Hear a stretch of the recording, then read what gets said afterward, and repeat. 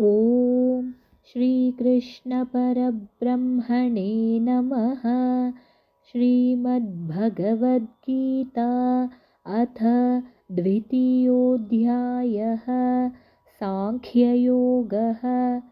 सञ्जय उवाच तं तथा कृपयाविष्टम् अश्रुपूर्णाकुलेक्षणं विषीदन्तमिदं वाक्यम् उवाच मधुसूदनः। श्रीभगवान् उवाच कुतस्त्वाकश्मलमिदं विषमे समुपस्थितम् अनार्यजुष्टमस्वर्ग्यम् अकीर्तिकरमर्जुन। क्लैब्यं मास्मगमः पार्थ नैतत्त्वय्युपपद्यते। क्षुद्रं हृदयदौर्बल्यं त्यक्त्वोत्तिष्ठ परन्तप। अर्जुन उवाच कथं भीष्ममहं सङ्ख्ये द्रोणं च मधुसूदन। इषुभिः प्रतियोत्स्यामि पूजार्हावरिसूदन। गुरून् हत्वा हि महानुभावान् श्रेयो भोक्तुं भैक्ष्यमपीह लोके। हत्वार्थकामांस्तु गुरूनिहैव भुञ्जीय भोगान् रुधिरप्रदिग्धान्। न चैतद्विद्मः कतरन्नो गरीयो यद्वा जयेम यदि वा नो जयेयुः। यानेव हत्वा न जिजीविषामः तेव स्थिताः प्रमुखे धार्तराष्ट्राः। कार्पण्यदोषोपहतः स्वभावः पृच्छामि त्वां धर्मसम्मूढचेताः। यच्छ्रेयस्यान्निश्चितं ब्रूहि तन्मे शिष्यस्तेऽहं शाधि मां त्वां प्रपन्नम्। न हि प्रपश्यामि ममापनुद्यात् यच्चोकमुच्चोषणमिन्द्रियाणाम्। अवाप्य भूमावसपत्नमृद्धं राज्यं सुराणाम् अपि चाधिपत्यम्। सञ्जय उवाच एवमुक्त्वा हृषीकेशं गुडाकेशः परन्तप न योत्स्य इति गोविन्दम् उक्त्वा तूष्णीं बभूवः। तमुवाच हृषीकेशः प्रहसन्निव भारत। सेनयोरुभयोर्मध्ये विषीदन्तमिदं वचः। श्रीभगवान् उवाच अशोच्यान् अन्वशोचस्त्वं प्रज्ञावादांश्च भाषसे। गतासूनगतासूंश्च नानुशोचन्ति पण्डिताः। न त्वेवाहं जातु नासं न त्वं नेमे जनाधिपाः। न चैव न भविष्यामः सर्वे वयमतः परम्। देहिनोऽस्मिन् यथा देहे कौमारं यौवनं जरा तथा देहान्तरः प्राप्तिः धीरस्तत्र न मुह्यति। मात्रा स्पर्शास्तु कौन्तेय शीतोष्णसुखदुःखदाः आगमापायिनो नित्याः तां स्थितिक्षस्व भारत। यं हि न व्यथयन्त्येते पुरुषं पुरुषर्षभ समदुःखसुखं धीरं सोऽमृतत्वाय कल्पते। नासतो विद्यते भावो नाभावो विद्यते सतः उभयोरपि दृष्टोऽन्तः त्वनयोस्तत्त्वदर्शिभिः। अविनाशि तु तद्विद्धि येन सर्वमिदं ततं विनाशमव्ययस्यास्य न कश्चित् कर्तुमर्हति अन्तवन्त इमे देहाः नित्यस्योक्ता शरीरिणः अनाशिनो प्रमेयस्य तस्माद्युध्यस्व भारत य एनं वेत्ति हन्तारं यश्चैनं मन्यते हतम् उभौ तौ न विजानीतो नायं हन्ति न हन्यते न जायते म्रियते वा कदाचित् नायं भूत्वा भविता वा न भूयः अजो नित्यः शाश्वतोऽयं पुराणो न हन्यते हन्यमाने शरीरे वेदाविनाशिनं नित्यं य एनमजमव्ययं कथं स पुरुषः पार्थ कं घातयति हन्तिकं वासांसि जीर्णानि कथा विहाय नवानि गृह्णाति नरोपराणि तथा शरीराणि विहाय जीर्णानि अन्यानि संयाति नवानि देहि नैनं छिन्दन्ति शस्त्राणि नैनं दहति पावकः न चैनं क्लेदयन्त्यापो न शोषयति मारुतः अच्छेद्योऽयमदाह्योऽयम् अक्लेद्यो शोष्य एव च नित्यः सर्वगतस्ताणुः अचलोऽयं सनातनः अव्यक्तोऽयमचिन्त्योऽयम् अविकार्योऽयमुच्यते तस्मादेवं विदित्वैनं नानुशोचितुमर्हसि अत चैनं नित्यजातं नित्यं वा मन्यसे मृतं तथापि त्वं महाबाहो नैवं शोचितुमर्हसि जातस्य हि ध्रुवो मृत्युः ध्रुवं जन्म मृतस्य च तस्मादपरिहार्येऽर्थे न त्वं शोचितुमर्हसि अव्यक्तादीनि भूतानि व्यक्तमध्यानि भारत अव्यक्तनिधनान्येव तत्र का परिदेवना आश्चर्यवत् पश्यति कश्चिदेनम् आश्चर्यवद्वदति तथैव चान्यः आश्चर्यवच्चैनमन्यः शृणोति श्रुत्वाप्येनं वेद न चैव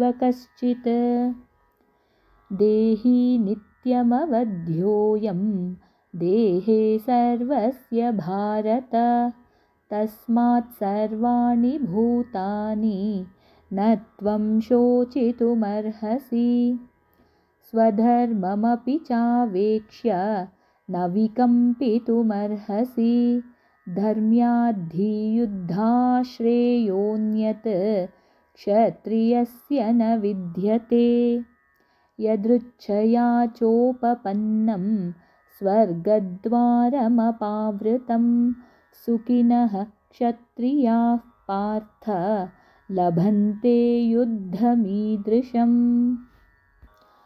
अथ चेत्त्वमिमं धर्म्यं सङ्ग्रामं न करिष्यसि ततः स्वधर्मं कीर्तिं च हित्वा पापमवाप्स्यसि अकीर्तिं चापि भूतानि कथयिष्यन्ति ते व्ययां सम्भावितस्य चाकीर्तिः मरणादतिरिच्यते भयाद्रणादुपरतं मन्स्यन्ते त्वां महारथाः येषां च त्वं बहुमतो भूत्वा यास्यसि लाघवम् अवाच्यवादांश्च बहून् वदिष्यन्ति तवाहिताः निन्दन्तस्तव सामर्थ्यं ततो दुःखतरं नु किम् हतो वा प्राप्स्यसि स्वर्गं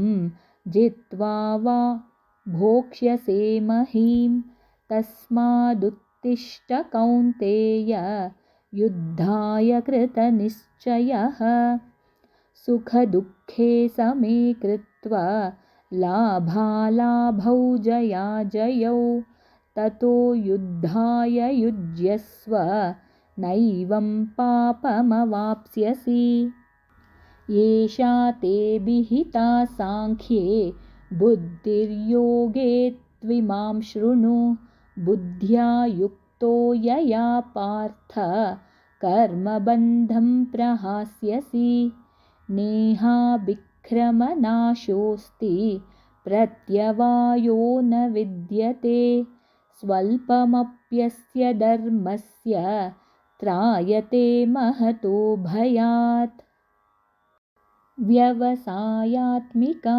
बुद्धिः एकेह कुरु नन्दन बहुशाखा ह्यनन्ताश्च बुद्धयो व्यवसायिनां यामिमां पुष्पितां वाचं प्रवदन्त्यविपश्चितः वेदवादरताः पार्थ नान्यदस्तीति वादिनः कामात्मानः स्वर्गपराः जन्मकर्मफलप्रदां क्रियाविशेषबहुलां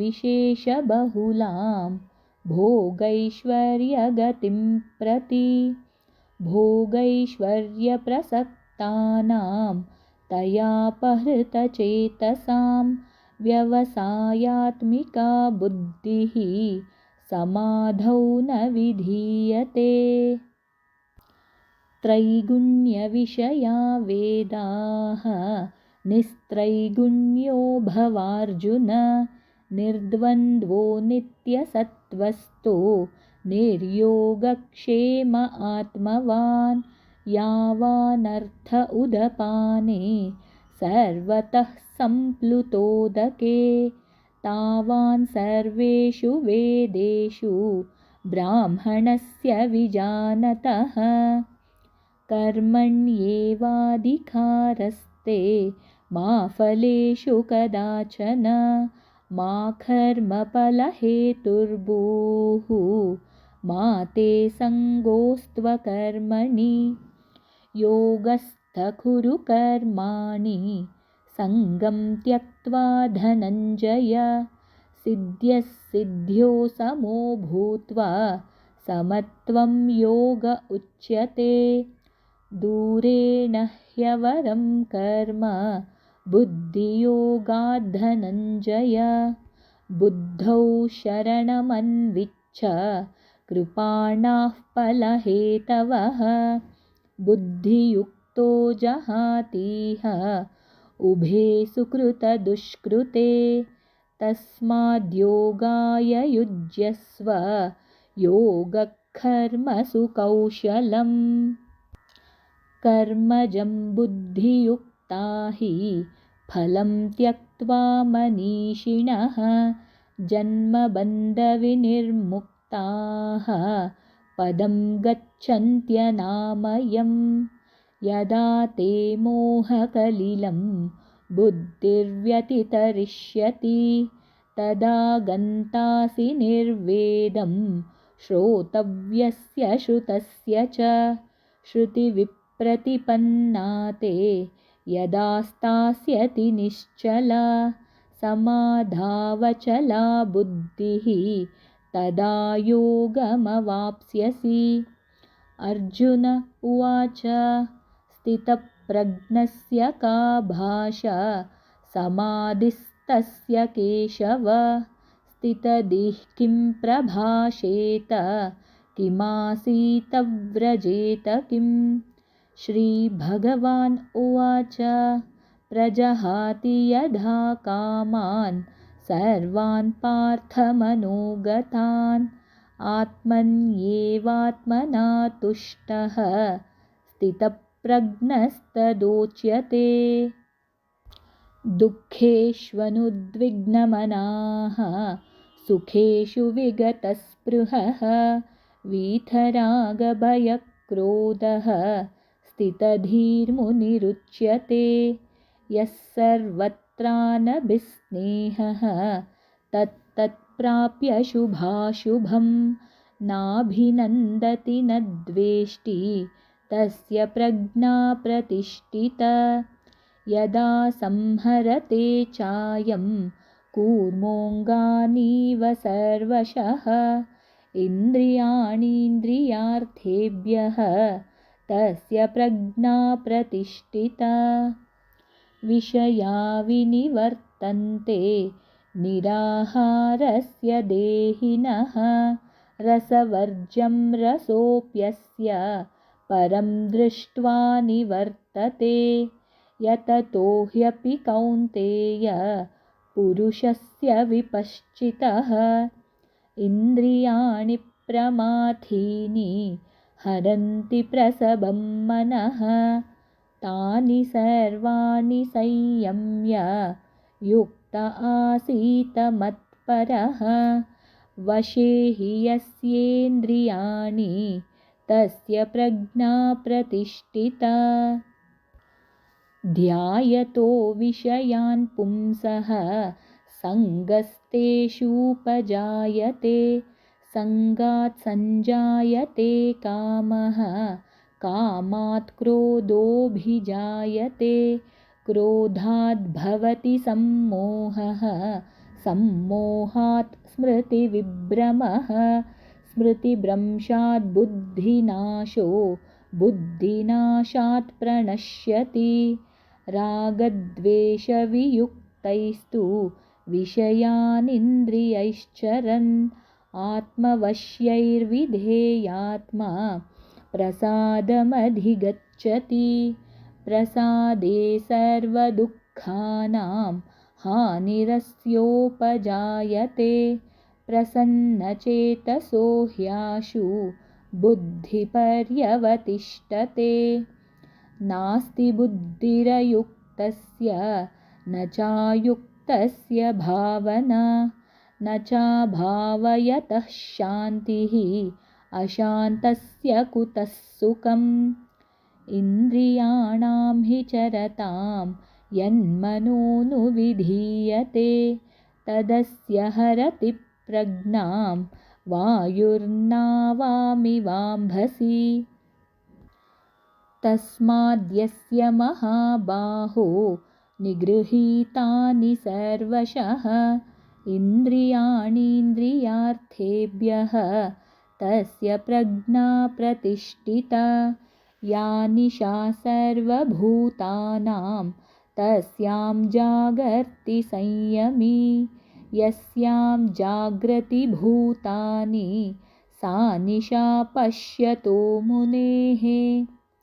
आपूर्यमाणमचलप्रतिष्ठं समुद्रमापः प्रविशन्ति यद्वत् तद्वत् कामायं प्रविशन्ति सर्वे स शान्तिमाप्नोति न कामकामी। विहाय कामान्यः सर्वान् पुमांश्चरति निःस्पृहः निर्ममो निरहङ्कारः स शान्तिमधिगच्छति। एषा ब्राह्मी स्थितिः पार्थ नैनां प्राप्य विमुह्यति। स्थित्वा स्यामन्तकालेऽपि ब्रह्मनिर्वाणमृच्छति। ॐ तत्सदिति श्रीमद्भगवद्गीतासु उपनिषत्सु ब्रह्मविद्यायां योगशास्त्रे श्रीकृष्णार्जुनसंवादे सांख्ययोगो नाम द्वितीयोऽध्यायः। श्रीकृष्णार्पणमस्तु।